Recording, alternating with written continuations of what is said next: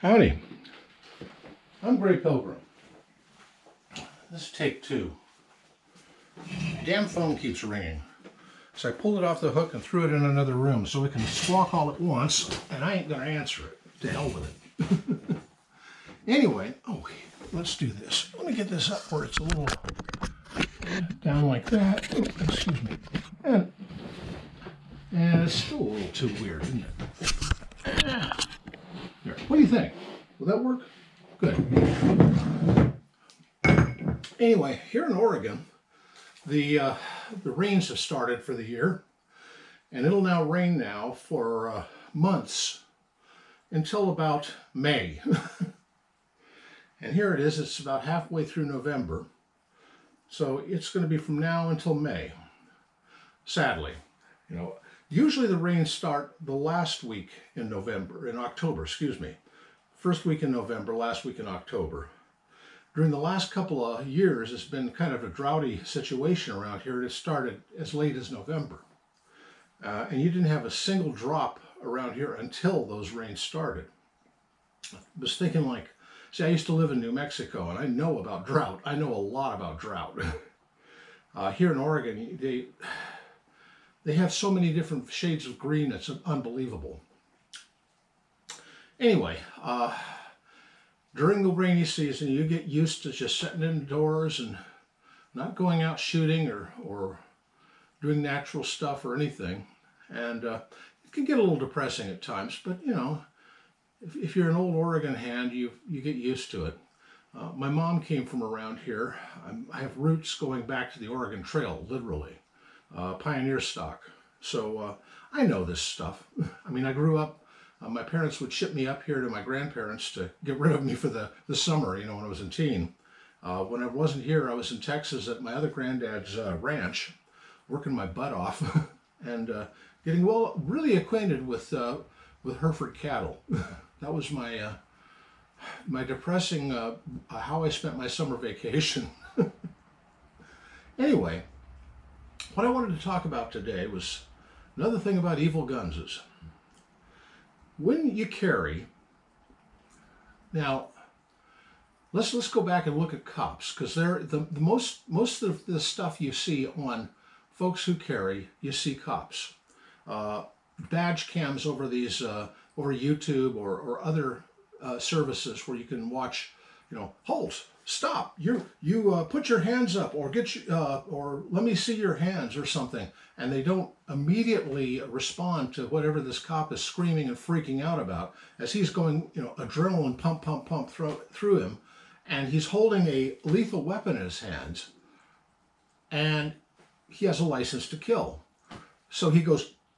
He has like a Glock with like a 17-round magazine, and he goes bop, bop, bop, bop, bop, bop, bop, bop, bop, bop, like that. And maybe 3 or 4 of those hit the perp.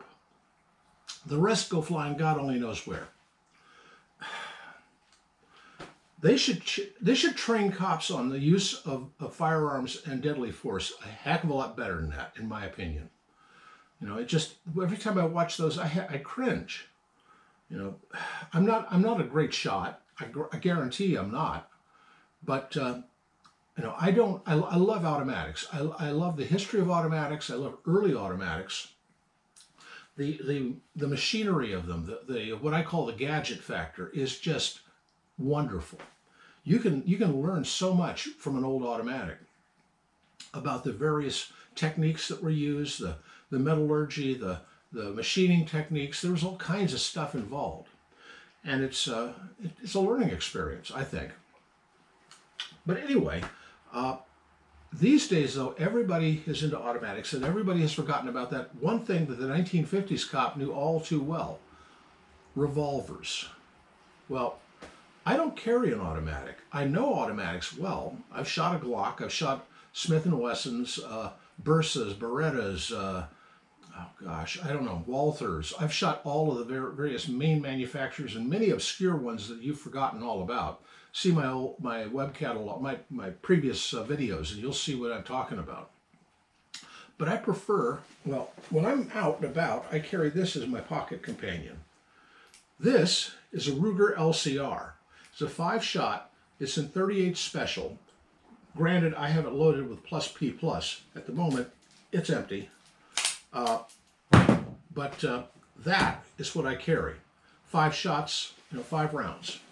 I also have a stripper clip full of extra rounds just in case. And I figure this should be sufficient to handle most circumstances. The perp is probably going to be doing ghetto shots like this, and expecting, wham, wham, wham, and he's going to hit something. Good Lord. So, but what you do, I'm not a great shot. I'm your typical Joe Q average. So what I do is I wait until the perp or whoever it is that is threatening me. First of all, this is deadly force. You only use deadly force really if you have to. So what do? Well, what I would do is not use it, run away. Run away is my preferred way of dealing with a bad guy. Duck and cover. But if your back is to the wall and there's nothing, well, as Robert A. Heinlein said, if your back is against the wall and there's no way out, take as many of them with you as you can. The size of your honor guard determines your status in hell. And I believe that. Anyway, so I carry a 38. It's not the greatest and glorious. It's not something like a Glock that can just spray and pray all day. I don't want to spray and pray. I want to shoot once or twice and mean it. Hit a vital area and put them down. Stop them. Don't kill them, stop them. That's the whole goal, is to stop them. Well, in the 1950s, cops knew all about 38s. That's what they carried. Now let me show you something. I have a collection of them. Take a look. Okay, this is a Smith & Wesson Police Special. This was sitting on the hip of almost every highway patrolman out there. He would carry his 38, and this was what he used if he absolutely, positively had to go and shoot some bad guys. And though I know the cops back then have a real bad reputation in terms of being cruel to people, but they really weren't. I mean, they actually walked a beat, and you could meet the cop who was in charge of your neighborhood. Nowadays, they drive around encased in a steel box, and you have no idea who this impersonal person is. Well, anyway, this belonged to a marshal here in Oregon, in a small town, and it was in a holster with bullets in the little leather pouches on it, and none of them had ever been used. They'd been in there for 30 or 40 years, and they were just coated with verdigris and dirt and crud. And I looked at that, I thought, okay, he has never shot this. This was never shot in anger, ever. The only wear patterns on it are from holster wear. And I hear that he never really fired a gun once. I found out as much as I could about him. But he did carry a billy club, basically, a shillelagh-like thing. And let me put this away. And he... almost all the drunks he brought in seemed to have head injuries. I wonder how that happened. Anyway, just something I have. And this is a 38, or 357 for that matter.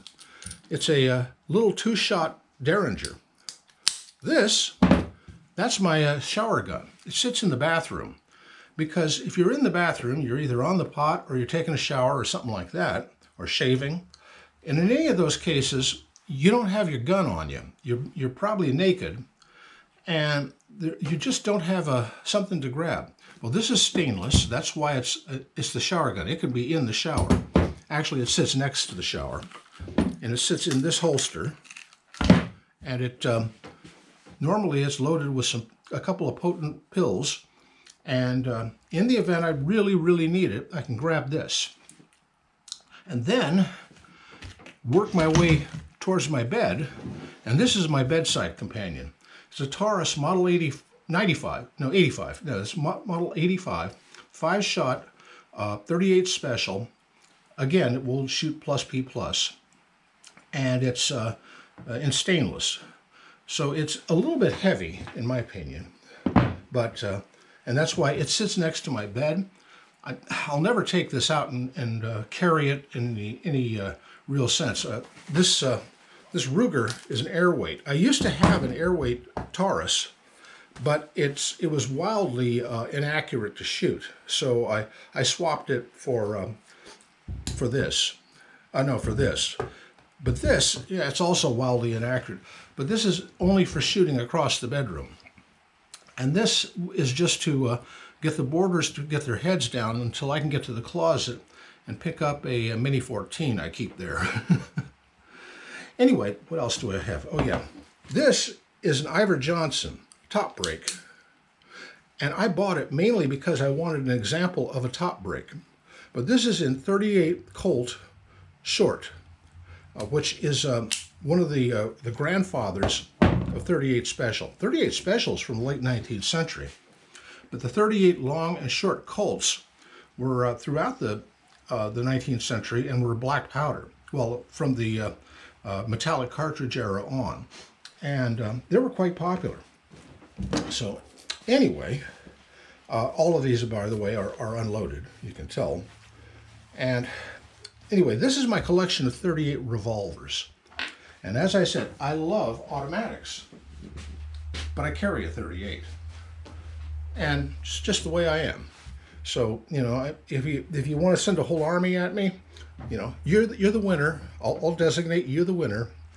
But if you're the typical street socialist, you know, wants to take from the rich and give to themselves, then watch out, because a lot of old geezers out there are, you know, packing. Happy trails.